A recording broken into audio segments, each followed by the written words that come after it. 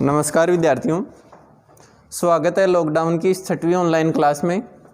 हम पढ़ रहे थे वर्ग और वर्गमूल के बारे में। अब बात करते हैं आज की नई प्रश्नावली 6.3 के बारे में। 6.1 और 6.2 को आप एक बार रिवाइज करके देखें और जो होमवर्क आपको दिया गया है उसको कंप्लीट करें। 6.3 से पहले मैं आपको कुछ इंपॉर्टेंट क्वेश्चंस बताना चाहूँगा, कुछ तरीके जो आपने पहले पढ़ लिए थे वो। 1 से लेकर मैं 15 तक का वर्ग लिख लेता हूँ या 10 तक का। जैसे 1 का वर्ग 1 होता है, 1 को 1 से गुणा करने पर 1। 2 का वर्ग होता है 4, 3 का वर्ग 9, 4 का वर्ग 16, 5 का वर्ग 25, 6 का वर्ग 36, 7 का वर्ग 49, 8 का वर्ग 64, 9 का वर्ग 81 और 10 का वर्ग 100। यहाँ तक काफ़ी है, इनमें ध्यान देना। 1 का वर्ग 1, 2 का 4, 3 का वर्ग 9, 4 का वर्ग 16, 5 का वर्ग 25, 6 का वर्ग 36, 7 का 49, 8 का 64, 9 का 81 और 10 का 100। बात करेंगे इनके इकाई अंक की। आपको पता है गणित के अंदर जो अंक होते हैं, गणित में अंक कितने होते हैं? 10। 0, 1, 2, 3, 4, 5, 6, 7, 8, 9। इन्हीं से मिलकर पूरी संख्याएं बनी होती हैं। यानी गणित में जो अंक होते हैं उनकी संख्या केवल 10 होती है। इन्हीं 10 अंकों को बार बार रिपीट करके अलग अलग संख्याएं या अनंत संख्याएं हम बना सकते हैं। अब यहाँ जैसे हमने वर्ग ज्ञात किया, तो वर्ग ज्ञात किया तो वर्ग में जो इकाई अंक है वो क्या क्या हो सकता है? वर्ग संख्या का इकाई अंक, वर्ग संख्या का इकाई अंक 1 हो सकता है। आ रहा है एक में आ रहा है, एक 9 में आ रहा है। 9 में देखो इकाई अंक 1 है, 9 के वर्ग में इकाई अंक 1 और 1 के वर्ग में इकाई अंक 1। 1 के अलावा 2 नहीं आता है किसी में भी। यानी यदि किसी की संख्या का इकाई अंक 2 है तो वो पूर्ण वर्ग संख्या नहीं है, पूर्ण वर्ग संख्या नहीं है। उसके बाद में 3 नहीं आता है किसी में भी, 4 आता है। 4 देखो 2 के वर्ग में आता है इकाई अंक के रूप में और एक 8 के वर्ग में इकाई अंक के रूप में आता है। 4 के बाद में 5 आता है और 5 केवल 5 के वर्ग में ही इकाई अंक के रूप में आता है। उसके बाद में हम बढ़ते हैं 6 की तरफ चलते हैं तो 6 आता है 4 के वर्ग में इकाई अंक के रूप में और 6 के वर्ग के इकाई अंक के रूप में आता है। उसके बाद में 7 नहीं आता है, 8 भी नहीं आता है, 9 आता है। 9 आता है 3 का वर्ग का इकाई अंक और 7 का वर्ग का इकाई अंक 9 आता है। और उसके अलावा एक आती है 0 या 0। तो कौन कौन से अंक आते हैं इकाई अंक के रूप में? 1, 4, 5, 6, 9 और 0। नहीं आने वाले कौन से हुए? इकाई अंक के स्थान पर नहीं आएंगे वर्ग में। 2 और 3 नहीं आएगा और 7 और 8 नहीं आएगा। यानी ये टोटल 6 हो गए, 2, 2, 4, 2, 6 और 4 ये हो गए, 6, 4, 10 अंक हो गए कंप्लीट। इन्हीं के आधार से हमारी प्रश्नावली है। तो इस चीज़ को मैं रख लेता हूँ क्योंकि ये आगे काम में आएगा और इनको मैं साफ कर देता हूं। अपना जो पहला प्रश्न है 6.3 का,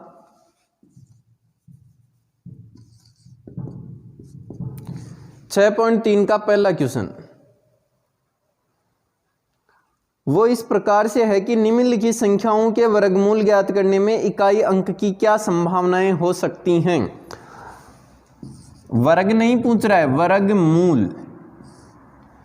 1 मिनट, इस प्रश्न को हम थोड़ा सा बाद में बताते हैं। पहले एक चीज और समझ लो, वर्गमूल समझ लो। जैसे 1 का वर्गमूल, वर्गमूल का ये निशान होता है जिसको अंडर रूट भी बोला जाता है अंग्रेजी के अंदर, साधारण भाषा में बोलते हैं इसको हिंदी में वर्गमूल। 1 का वर्गमूल यानी ये अब इस तरफ का 1 का वर्गमूल क्या हुआ? 1 हुआ। 4 का वर्गमूल कितना होता है? 2। 2 का वर्ग 4, 4 का वर्गमूल 2। समझ रहे हो ना? 9 का वर्गमूल या 9 का अंडर रूट कितना होता है? 3 होता है। यानी ये विपरीत, वर्ग का विपरीत वर्गमूल, वर्गमूल का विपरीत वर्ग। इसी प्रकार 16 का, तो कितना हुआ 16 का 4, 25 का वर्गमूल या 25 का अंडर रूट 5, 36 का वर्गमूल यानी 6, 49 का वर्गमूल यानी 7, 64 का वर्गमूल 8, 81 का वर्गमूल 9 और 100 का वर्गमूल 10। ये चीज़ भी हमें ध्यान रखनी है, तो इसको भी नहीं मिटाएंगे। क्वेश्चन करते हैं यहाँ से। अब समझना क्या है प्रश्न। प्रश्न है निम्नलिखित संख्याओं के वर्गमूल ज्ञात करने में इकाई अंक की क्या संभावनाएं हैं। वर्गमूल में इकाई अंक की संभावना, वर्गमूल में इकाई अंक की संभावना, केवल इकाई अंक की संभावना आपको बतानी है। जैसे एक प्रश्न ले लेता हूं 9801। मान लो ये संख्या है 9801 और इसका वर्गमूल निकालना है। तो वर्गमूल निकालेंगे, जैसे देखो अंडर रूट 1 का वर्गमूल 1 आया था, 4 का वर्गमूल 2 आया था, 9 का वर्गमूल 3 आया था। तो इस संख्या का वर्गमूल निकालें तो आपको यह बताना है कि वर्गमूल निकालने पर इकाई अंक क्या आ सकता है। तो ये वर्ग संख्या है, ये क्या है, एक वर्ग संख्या। ध्यान दो, ये एक वर्ग संख्या है कि किसी भी संख्या को उसी संख्या से गुणा करने पर कितना आएगा 9801। हो भी सकता है, नहीं भी हो सकता, संभावना है यहां पर। तो ये एक वर्ग संख्या है और वर्ग संख्या का इकाई अंक देखो 1 है। तो वर्ग संख्या ये है ना, यहां पर 1 देखो किस किस में आता है। 1 आता है 1 की वर्ग में और 1 इकाई अंक पर आता है 9 के वर्ग में। 1 के वर्ग में और 9 के वर्ग में 1 आता है। यानी कि जैसे 1, 4, 9, 16, 25, 36, 49, 64, 81, 100 दे रखे हैं, इस प्रकार की संख्या है ये, इस प्रकार की नहीं है। इधर वाली जो संख्या है इनके रूप की ये संख्या है और उसमें 1 आ रहा है। तो इधर भी हम इनमें देखेंगे 1 किस किस में आ रहा है, 1 के वर्ग में आ रहा है और 1 9 के वर्ग में आ रहा है। तो इकाई अंक के स्थान पर क्या हो सकता है, इकाई अंक के स्थान पर 2 अंक हो सकते हैं, या तो 1 हो सकता है या फिर 9 हो सकता है, या तो 1 हो सकता है या फिर 9 हो सकता है। संभावनाएं पूछी है उसने, केवल आपको कितना करना है, संभावनाओं के आधार पर बताना। तो जिसको ये तरीका याद है वो इसको बता सकता है। जैसे और एक उदाहरण लेते हैं, मान लो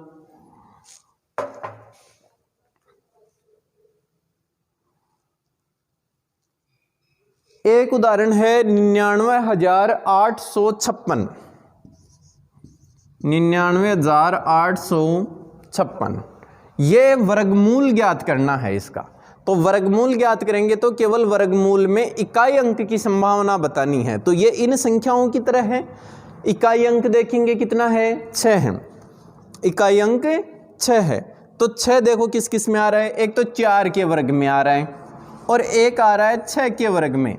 तो ये जो इकाई अंक है, तो वर्गमूल का इकाई अंक क्या हो सकता है, वर्गमूल का इकाई अंक, वर्गमूल का इकाई अंक देखो, इकाई अंक 6, तो 6 16 में भी है और 6 किस में है, 36 में भी है। तो 16 तो 4 वाले में इकाई अंक के रूप में और 36 वाले में इकाई अंक के रूप में 6।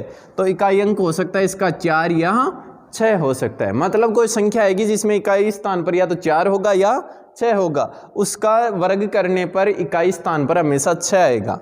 ठीक इसी प्रकार इकाई स्थान पर 1 कब आ सकता है, जब किसी संख्या का इकाई अंक 1 या 9 हो। ठीक है ना। ये पहला क्वेश्चन था। इसके चलो 2 उदाहरण और दे देता हूं मैं होमवर्क के रूप में आपको। एक क्वेश्चन आप HW के रूप में लिखो, इसी प्रश्नावली का है 99,801, 99,801 और एक क्वेश्चन लिखो इसका 65, 76, 66, 65, 76, 66, 025 सॉरी 65, 76, 66, 025। आपको ये 2% ठीक इसी तरीके से करने, ये बताना है कि एक इस संख्या का वर्गमूल करेंगे तो 1 इकाई स्थान पर किसके रूप में हो सकता है और 5 इकाई स्थान पर किस रूप में हो सकता है। हो सकता है दो संख्या प्राप्त और हो सकता है एक संख्या भी प्राप्त हो सकती है। तो ये दोनों क्वेश्चन आपको HW के रूप में करना है, ये नोट कर लो। इसके बाद में हम अगले प्रश्न की तरफ बढ़ते हैं।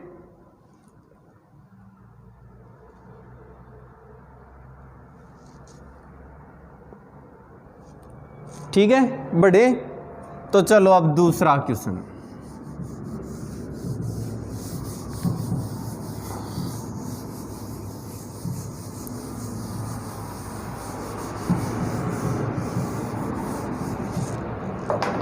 दूसरा क्वेश्चन है, बिना गणना किए वह संख्या बताइए जो वास्तव में पूर्ण वर्ग नहीं है। अगला क्वेश्चन क्या है, बिना गणना किए वह संख्या बताइए जो पूर्ण वर्ग नहीं है। मैंने बताया था पूर्ण वर्ग संख्याओं में केवल 6 डिजिट आते हैं, इकाई स्थान पर 6 अंक होंगे और बाकी 4 अंक जिनमें होते हैं वो पूर्ण वर्ग संख्या कभी भी नहीं होती हैं। तो देखो जैसे पहला क्वेश्चन है इसका 153। क्या 153 पूर्ण वर्ग संख्या हो सकती है? इकाई स्थान को देखते ही पता चल जाएगा 3। पूर्ण वर्ग में 3 आता है क्या? मैंने बताया था 0 आता है, 1 आता है, 2 आता है, 3 नहीं आएगा, 0 आएगा, 1 आएगा, 4 आएगा, 5 आएगा, 6 आएगा, 9 आएगा, ये आएंगे। इसके अलावा नहीं आने वाले कौन से लिखवाए थे मैंने? 2, 3 और 7 और 8। 2 और 2 4, 2 6 और 10 हो गई कंप्लीट। तो देखो इसमें इकाई स्थान पर क्या आ रहा है? 3 आ रहा है। तो यहाँ पर इकाई स्थान पर कितना आ रहा है? 3 आने वाली इकाई स्थान पर 3 आने वाली संख्या पूर्ण वर्ग नहीं होती है। तो आप इस प्रश्न को देखोगे और सीधा लिख दोगे पूर्ण वर्ग संख्या नहीं हो सकती है। अगला जैसे इसका क्वेश्चन समझ रहे हो इन चीज़ों को? इकाई स्थान पर यदि ये आएंगे तो पूर्ण वर्ग होगी और यदि ये अंक आएंगे तो पूर्ण वर्ग नहीं होंगे। जैसे 257, दूसरा क्वेश्चन है 257, क्या ये पूर्ण वर्ग हो सकती है? तो आप लोगों का सीधा सा जवाब होगा पूर्ण वर्ग नहीं होगी। क्यों नहीं होगी? क्योंकि इकाई स्थान पर 7 आता है और किसी भी संख्या का पूर्ण वर्ग करने पर 7 नहीं आता है, तो ये भी नहीं होगी। यानी 2, 3, 7, 8 यदि इकाई स्थान पर हैं तो नहीं होगी, और यदि इनके अलावा 0, 1, 4, 5, 6 और 9 हैं तो वो पूर्ण वर्ग होने की संभावना होती है। अब हम आगे बढ़ते हैं इसके अंदर। इसके 1-2 क्वेश्चन आप लोग नोट कर लो। HW के रूप में 408 और एक क्वेश्चन और नोट कर लो आप लोग 441। इनमें बताना है कि ये पूर्ण वर्ग संख्या के रूप में हो सकती हैं या नहीं हो सकती। फिर अगले क्वेश्चन की तरफ चलेंगे। समझ रहे हो ना? ये चीज़ें मैंने पहले बता दी थी जब प्रश्नावली शुरू की थी, उसमें हम बेसिक जो साधारण बताते हैं, इंट्रोडक्शन था क्लास का, उसके अंदर था। जिन बच्चों के उस टाइम समझ में आया वो लोग प्रश्न को देखते ही कर रहे हैं, और जिनके नहीं समझ में आया वो अभी थोड़ी संशय में हैं। तो एक बार पुरानी वीडियो देखकर आप कर सकते हो इन प्रश्नों को। अब प्यारे बच्चों आगे बढ़ते हैं हम। ये मैं रखता हूँ, क्या पता ज़रूरत पड़ जाए इनकी, और इनको मैं साफ कर देता हूँ।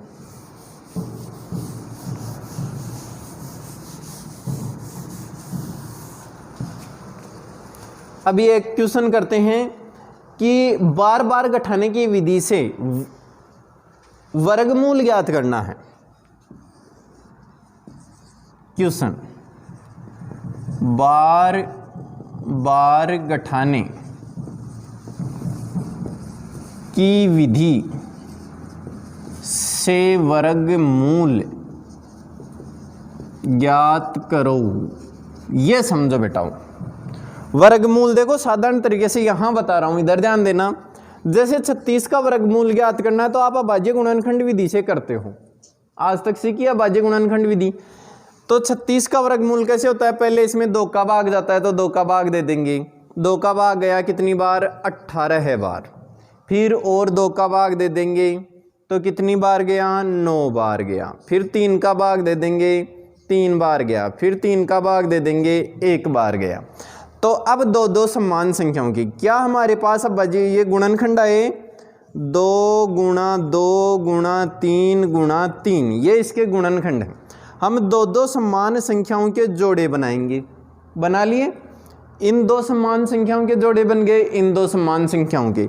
अब इनमें से एक ले लेंगे, इन 2 में से एक ले लिया गुणा इन 3 में से एक ले लिया और इन दोनों को गुणा कर दिया, 3 दूनी 6, यानी 36 का वर्गमूल कितना होता है, 6 होता है, और 6 का वर्ग कितना होता है, 36 होता है। ठीक है, तो इस तरीके से नहीं करना है, ये तो अभाज्य गुणनखंड विधि है।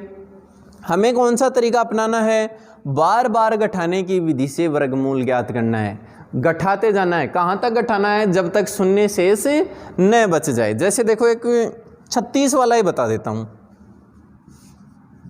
36 का वर्गमूल ज्ञात करो।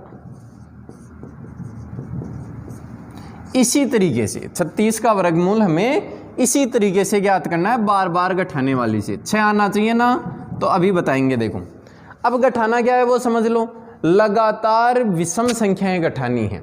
जैसे एक बार 1 घटाया, फिर दूसरी बार में हमें 3 घटाने हैं, फिर 5 घटाना है, फिर 7 घटाना है, फिर 9 घटाना है। इस प्रकार जितनी स्टेप हम घटाएंगे, जितनी बार घटाएंगे, वो उनको काउंट कर लेंगे, वो उस संख्या का वर्गमूल होगा। तो देखो सबसे पहले पहला काम करते हैं, 36 में से 1 घटाएंगे, सबसे पहली विषम संख्या 1, तो कितना बचेगा, 35 बचेगा। समझ रहे हो ना, बार बार घटाने वाली। दूसरी स्टेप में आते हैं, 35 बच गया। अब 1 नहीं घटाएंगे, 1 से अगली विषम संख्या घटाएंगे, कितनी है, 3 है, तो 35 में से 3 गए तो कितने बच गए, 32 बच गए। अब आगे बढ़ेंगे, 32 बच गए, 32 में से अब अगली विषम संख्या 5 घटा देंगे, 32 में से 5 घटा दो, 27 बच गए, 27 ही बचे। अब आगे आएंगे, 27 के अंदर से हम घटा देंगे अगली विषम संख्या, कितनी है, 7, 27 में से 7 गए तो 20 बच गए। फिर आगे आएंगे, 27 में से 9 घटा, 27 नहीं 20, कितना है, 20 है। 20 में से 9 घटा देंगे, कितना बचेगा, 11 बचेगा।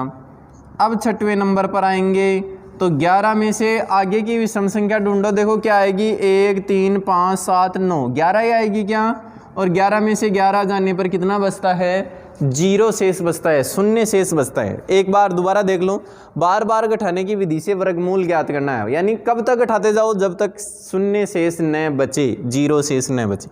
क्या घटाना है, लगातार विषम संख्याएं घटानी है। पहले देखो 36 में से 1 घटाया, कितना बचा, 35 बचा। फिर 35 में से अगली विषम संख्या घटाई, कितना बचा, 32 बचा। फिर 32 में से 5 घटाया, 27, 27 में से 7 घटाए, 20, 20 में से 9 घटाए, 11, 11 में से फिर अगली विषम संख्या 11 घटाया, 0 बच गया। अब हम ये देखेंगे कि ये कितने काम कर लिए हमने, कितनी जगह स्टेप काम में ले ली। 1 2 3 4 5 6 लिख भी रखा है ना, 1 2 3 4 5 6, तो 6 लाइनों में कंप्लीट हो गया। तो हमारा वर्गमूल कितना हुआ, 36 का वर्गमूल 6 हो गया। समझ गए क्या इस चीज़ को, जितनी लाइनों में कंप्लीट होगा उतना ही इसका वर्गमूल हो जाएगा। जैसे एक प्रश्न और बता देता हूं इसमें, लेकिन इसमें घटाने में आपको ध्यान रखना है, एक जगह भी हासिल कम ज़्यादा हो गई ना और गलत घटा दिया तो फिर आपका शेष कभी नहीं बचेगा। अब देखो 100 का वर्गमूल ज्ञात करना है, शॉर्ट में लगा देता हूं 100 का अंडर रूट 100 का वर्गमूल। तो बार बार घटाने की विधि से करना है, देखते हैं कैसे होता है। 100 में से पहले 1 घटाएंगे, बाद में गिन लेंगे, नंबर नहीं लगा रहे हैं इसके, तो 99 बच गए। 99 में से फिर कितना घटाएंगे, 3 घटाएंगे। 99 में से 3 गए तो 96 बच गए। फिर 96 में से कितना घटाएंगे, 5 घटाएंगे, कितना बचा, 91 बचा। 91 में से कितना घटाएंगे, 7 घटाएंगे तो कितना बचा रहे हैं? 84 बचा। फिर 84 के अंदर से 9 घटा देंगे तो 4 इधर से 5 उधर से घटा दो तो 75 बच गया क्या? फिर 75 के अंदर से 11 घटा देंगे तो 75 में से 10 घटा दो पहले तो 65, 65 में से एक और घटा दो 64। अब 64 बचा, 64 में से कितना घटाएंगे? 13 घटाएंगे तो 64 में से 10 घटाओ 54, 54 में से 3 और घटा दो तो कितना बच जाएगा? 51 बच जाएगा। आगे बढ़ते हैं, बढ़ते जाना है, जहाँ तक जीरो बचे ना वहाँ तक चलना है। 51 में से 15 घटाएंगे तो 51 में से 10 घटा दो 41, 41 में से 5 घटा दो तो 36 बच गए। 36 में से 17 घटाएंगे तो 36 में से पहले 10 घटाओ 26, 26 में से 6 घटा दो, 7 घटाने हैं लेकिन 6 घटा दो एक बार तो 20 बच गए। 26 में से 6 घटाए 20, 20 में से एक और घटा दो तो 19। और अब 19 में से क्या घट जाएगा? 19 घट जाएगा और क्या बच जाएगा?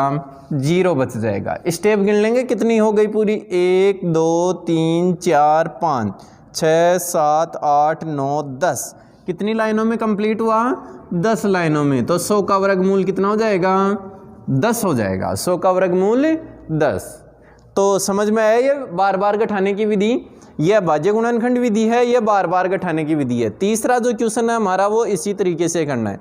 अब इसका एक दो उदाहरण मैं आपको दे देता हूं। इधर लिख देता हूं क्वेश्चन है HW का।